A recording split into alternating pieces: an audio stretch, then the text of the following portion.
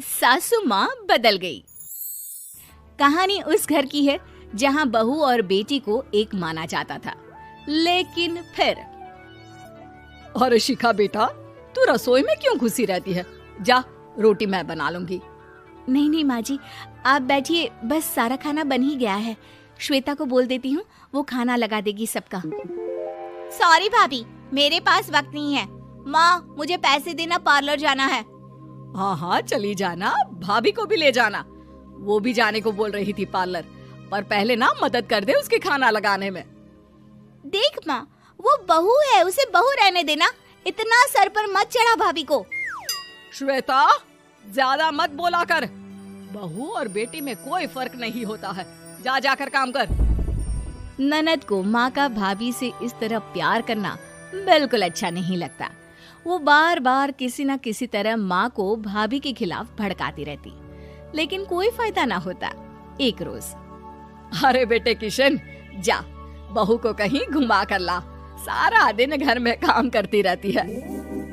हाँ हाँ माँ, हम लोग जा रहे हैं ना गोवा।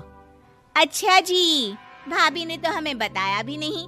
वैसे तो सारी पंचायत करती है, ये गोवा वाली बात क्यों छुपा गई हमसे?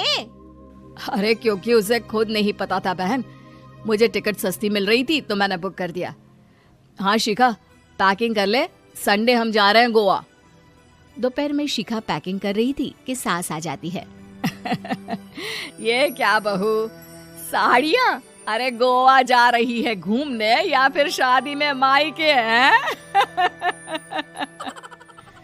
माँ जी, ऐसा कुछ है ही नहीं, समझ में नहीं आ रहा क्या रखूं कपड़े में। अरे तेरी और श्वेता की साइज तो एक ही है, उसके कुछ मॉडर्न कपड़े ले ले, आकर लौटा देना। हाँ माँ जी, ये ठीक रहेगा। शिखा श्वेता के पास जाती है और उससे कपड़े मांगती है। ना जी ना, मैं अपने कपड़े ना दूं, वैसे भी फैल जाएंगे मेरे कपड़े, बहुत महंगे वाले हैं। शिखा मुंह लटकाकर कमरे में आ जाती है तो सास कहती है, चल तैयार हो जा, तुझे मैं शॉपिंग करा कर लाती हूँ गोवा की। बस फिर क्या था, सास बहू निकल जाते हैं मार्केट और एक से बढ़कर एक ड्रेस खरीद कर घर आते हैं। पहले बता देती कि नए कपड़े दिलाने वाली है भाभी को, तो मैं अपने ही दे देती ना भाभी को, मुझे दिला देती नए कपड़े। देख श्वेता, परिवार का मतलब सबके साथ रहना होता है, ना कि सिर्फ अपना सोचना। वैसे भी तुझे अच्छे संस्कार सीखने चाहिए।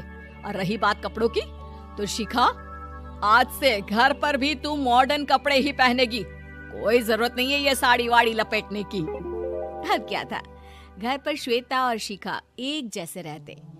एक बार पड़ोसन आती है। अरे बेटा, अपनी माँ को तो बुलाना जरा, बात करनी है। शिखा सास को बताती है और रसोई में चली जाती है। ये आपकी बेटी बहुत बड़ी हो गई है, इसके लिए एक रिश्ता है, कहो तो बता दूं। ये बेटी नहीं बहू है, घर में सब एक जैसा ही रहता है। वैसे मेरी बेटी भी बड़ी हो गई है, कोई रिश्ता हो तो जरूर बताना। पड़ोसन रिश्ता लेकर उन लोगों के घर आती है। तब श्वेता की होने वाली सास कहती है, तो ये घर है, कितने मंजिल का है? और ये बहू ने आपकी क्या पहन रखा है, जीन्स टॉप? अरे भाई, साड़ी वाड़ी नहीं है क्या इसके पास? देखिए, सर्दी है तो साड़ी में बहू कैसे मैनेज करती, वैसे पहनती है साड़ी भी। देखिए, हम लोग ठहरे पैसे वाले लोग, कोई कमी नहीं है हम लोगों के पास पैसों की, बहुत पैसे हैं, जमीन, नौकर चाकर, कार, सब कुछ है, लेकिन घर में संस्कारी बहू चाहिए, समझ रही हैं ना आप? सास कुछ कहती कि श्वेता बोल पड़ती है, हाय रे, नौकर चाकर से लेकर जमीन, कार, पैसा, हाँ, मुझे रिश्ता मंजूर है मुझे। अरे रुक जा श्वेता, मैं बात कर रही हूँ ना।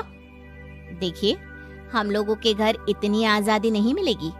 अरे हाँ कर देना माँ, हाँ कर दे जल्दी से। सास क्या करती, बेटी की शादी ऐसे घर में कर देती है जहाँ ना उनके विचार मिलते हैं और ना ही आचार। शादी के बाद एक रोज फोन पर, श्वेता बेटा, एक बार घर आ जा, बहुत दिल करता है तुझे देखने का। माँ, वो घर पर बहुत काम होता है, कैसे आऊँ? बड़ा घर है, लेकिन आने जाने वालों की लाइन ही लगी रहती है। बेटा मैं तो जानती थी उस घर का हाल, लेकिन तू ही नहीं मान रही थी। माँ देख, हर घर का यही हाल है। तेरी बेटी को यहाँ घूंघट हटाने की परमिशन नहीं है और एक तरफ भाभी स्कर्ट पहनकर घूम रही है। बेटा मुझे क्या पता था कि मेरी बेटी को ससुराल के नाम पर पिंजरा मिल जाएगा। अच्छा माँ, फोन रखती हूँ, सास को गर्मा गर्म रोटी खिलानी है। तुम लोगों की तरह नहीं कि एक रोटी बनाओ, एक सब्जी बनाओ, फिर सारा दिन फ्री होकर घूमो। सास फोन तो रख देती है, लेकिन सोच में पड़ जाती है कि एक तरफ बेटी जिसे कोई आजादी नहीं, वहीं दूसरी तरफ बहू जिसे देखकर लगता ही नहीं कि उसकी शादी भी हुई है। अगले रोज। शिखा, अरे ओ शिखा। हाँ माँ, क्या हुआ? कुछ चाहिए आपको? मैं जिम जा रही थी। जिम के कपड़ों में बहू को देखकर सास को घूंघट में अपनी बेटी का ख्याल आता है। देख बहू, घर में बहू की तरह रहा कर। इतने टाइट कपड़े पहनकर जिम जाना पसंद नहीं मुझे। जा जाकर रोटी बना। रोटी? माँ अभी तो शाम की 6 बजे हैं, इस वक्त रोटी? अब क्या मेरे खाने पीने पर भी पहरा है? अरे जब मर्जी तब मैं अपने घर में खा भी नहीं सकती क्या? बहू को अजीब लगता है। वो समझ नहीं पाती कि जो सास कल तक इतनी सपोर्टिव थी, उन्हें अचानक से क्या हो गया। वो किचन में जाती है, गरम रोटी के साथ 2 तरह की सब्जी, रायता, सलाद सब लेकर सास के पास आती है। माँ जी, खाना। इतना सारा खाना? राक्षस समझा है क्या मुझे? रोटी मांगी थी मैंने गर्मा गर्म बस। पर माँ जी, रोटी खाती किससे आप? सब्जी तो बनानी थी ना। अरे भूख मर गई मेरी तेरी बहस से। जा जाकर काम कर, अंदर पूरी रसोई साफ कर। बहू अंदर चली जाती है। थोड़ी देर में श्वेता घर आती है। अरे शिखा, जल्दी से चाय ला, पकवान बना, मेरी बेटी आई है। अरे नहीं नहीं माँ, ड्राइवर बाहर खड़ा है। मैं तो घर का कोई सामान खरीदने के बहाने यहाँ आ गई हूँ, मुझे जाना होगा। अरे बेटा, पर कितने दिनों बाद देख रही हूँ तुझे, रहने आ जाना 2-4 दिन के लिए। आ जाऊंगी माँ, जब मेरी सास मरेगी तब। मैं तो रोज मन्नत मानती हूँ कि मेरी सास मर जाए तो अच्छा है। अच्छा चल, जा रही हूँ माँ। हे भगवान, कैसे कैसे दिन देखने पड़ रहे हैं मेरी बेटी को। सास अंदर जाती है, जहाँ श्वेता की जिम वाली सहेली का फोन आया होता है।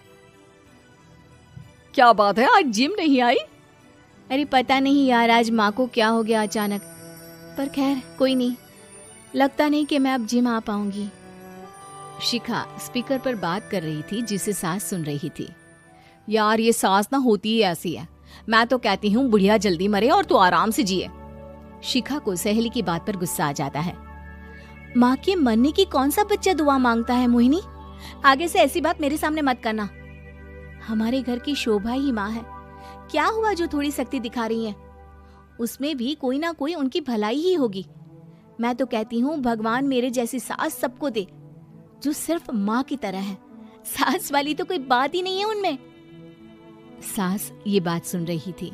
उनकी आंख में आंसू आ जाते हैं कि क्यों वो बेटी की किस्मत में बहू को भी भागीदार बना रही थी।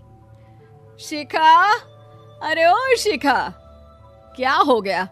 जिम नहीं जाना क्या?